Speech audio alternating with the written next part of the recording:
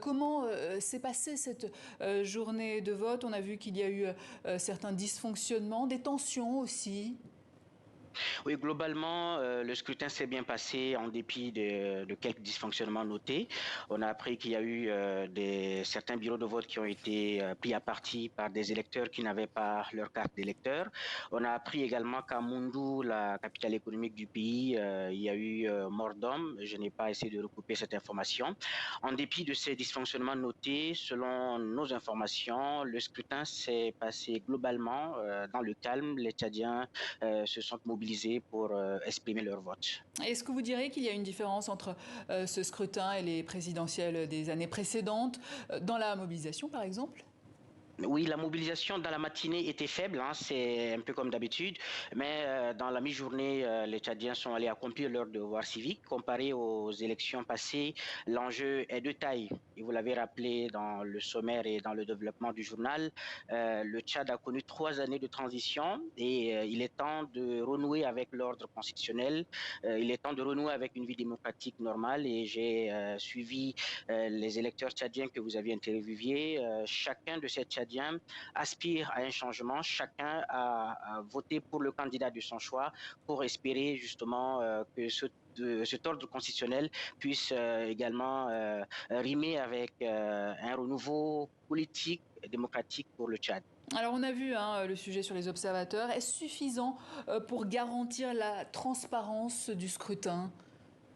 Il est vrai que les différents candidats ont émis des doutes quant à la transparence du scrutin, mais moi je pense qu'ils doivent s'en prendre à eux-mêmes puisqu'ils ont tous accepté, en dépit de ces manquements relevés, de participer à cette compétition. Donc ils sont d'accord avec les règles du jeu. Maintenant, les dysfonctionnements notés, j'espère qu'ils ne vont pas entacher la régularité de ce scrutin. On a vu certains candidats déplorer le fait que l'Agence nationale des élections leur ait interdit de filmer les procès-verbaux à l'issue des déploiements. C'est une question d'interprétation du code électoral. Et je le rappelle, ce code électoral décrié a été accepté par tous les candidats, y compris par le Premier ministre Succès Masra. C'est d'ailleurs sous lui que ce code électoral décrié a été adopté en février dernier et qui a été donc adopté d'abord en Conseil des ministres, puis au sein du Conseil national de transition. Et M. Succès Masra a des représentants au sein de ce Conseil national de transition qui ont validé ce texte qui est aujourd'hui décrié, de même que les autres candidats en lice. Je n'ai entendu personne contester ce code et donc ils sont dans leur droit d'émettre des doutes. Mais dès qu'ils ont accepté d'aller à cette compétition avec les règles du jeu fixées, je pense qu'ils doivent attendre l'issue des dépouillements pour contester légalement donc d'éventuelles fraudes. Alors beaucoup évoquent un duel au sommet entre le président de la transition, Mahamat Déby, et son Premier ministre, Succès Masra. Est-ce juste de le dire ainsi et est-ce qu'une surprise est possible? Bon, il est vrai que pendant la campagne électorale, Succès Masra a mobilisé, tout comme d'ailleurs Mamat Idriss Déby Itno, et il y a un troisième homme qu'on a tendance à peut-être qualifier de troisième, mais qui peut aussi créer de la surprise, hein, Albert Paimi Padaké Albert, qui est candidat pour la 4e fois. Donc, au regard de la mobilisation des candidats pendant la campagne électorale, on peut, sans risque de nous tromper, dire qu'il s'agit d'un duel entre Succès Masra et Mamat Idriss Déby Itno.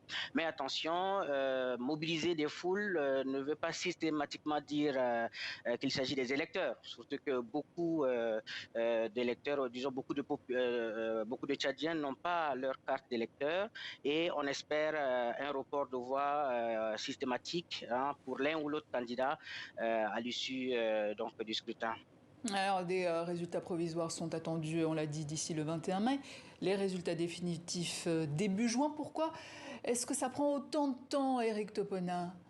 Je pense que c'est une tradition au Tchad, hein, une tradition puisque depuis que les élections ont été organisées pour la toute première fois en 96 sous le règne du président Idriss Déby Itno, l'attente a toujours été longue. hein. Je pense que c'est devenu une tradition.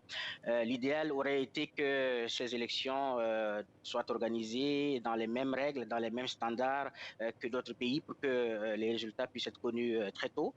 Mais encore une fois, les différents acteurs ont acté cette manière de faire. On espère que les différentes formations politiques, les différents candidats engagés attendront donc l'issue du processus en cours et que les manquements relevés ne puissent pas déboucher sur des fraudes telles que redoutées par certains candidats qui font face donc à Mahamat Idriss Déby Itno.